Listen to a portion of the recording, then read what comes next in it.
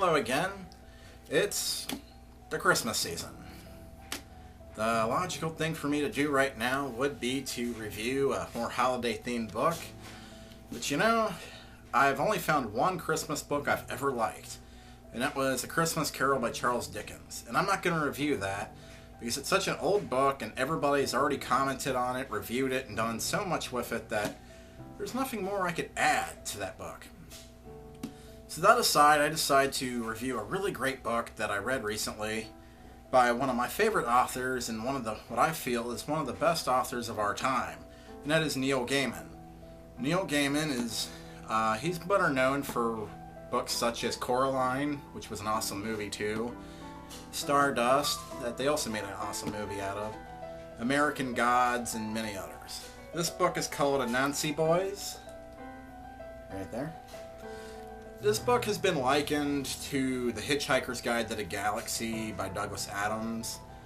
And while the stories are two entirely different things, you know, Hitchhiker's Guide to the Galaxy, of course, being kind of a comical space adventure, this is more of a comical supernatural tale. It's very much like some of Neil Gaiman's other books.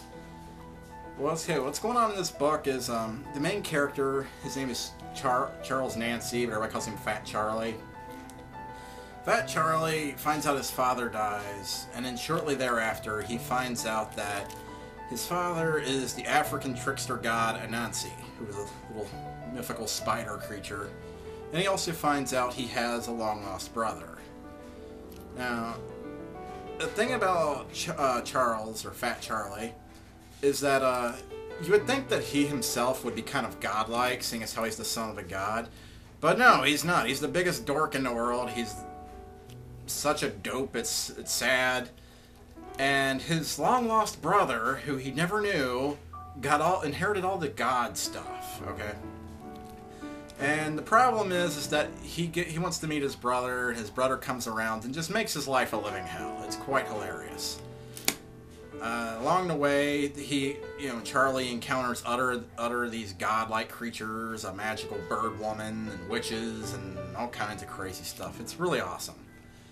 As I said before, this book has been compared to The Hitchhiker's Guide to the Galaxy, and while they are very different, I can see a lot of similarities.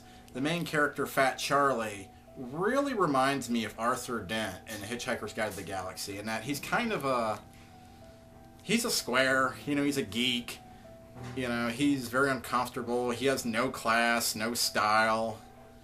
And then, of course, his long-lost brother, who just goes by the name Spider, he's a lot like Ford Prefect in that he's almost reckless, He just lives for the moment. He's a total hedonist, He just lives for his own pleasure.